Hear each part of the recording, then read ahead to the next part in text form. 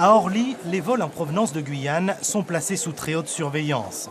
Chaque jour, entre 10 et 20 douaniers sont mobilisés pour contrôler les deux arrivées quotidiennes. Plusieurs centaines de passagers et parmi eux, plus d'une dizaine de mules prêtes à prendre tous les risques pour faire passer de la cocaïne. Les douaniers sont sous pression. Merci madame, c'est bon. L'explosion du nombre de mules est un phénomène inquiétant parce que ça veut dire qu'il y a une très forte production à écouler. Ça veut dire qu'il y a également des réseaux criminels qui s'organisent puisqu'on voit parfois des quantités très impressionnantes arriver dans un seul bagage ou avec un ou deux individus. On a par exemple trouvé la semaine dernière 24 kilos dans un bagage.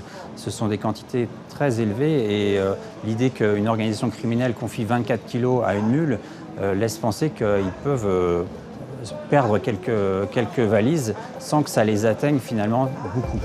60% de la cocaïne saisie à Orly l'an passé est arrivée de Cayenne.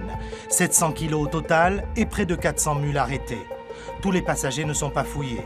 Les douaniers repèrent d'abord les personnes suspectes, ceux qui voyagent sans bagages, ceux qui montrent des signes de stress. Ce matin, une valise a été abandonnée sur le tapis. Elle intrigue Jack, le chien des douaniers. Rien d'anormal au rayon X, les douaniers décident de l'ouvrir.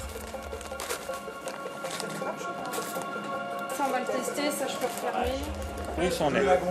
Ah bravo, En contrôlant ce bagage, on a constaté la présence de 2 paquets normalement censés contenir une substance alimentaire, à savoir du lait en poudre, mais qui en fait s'avère être de la cocaïne après le test positif douane.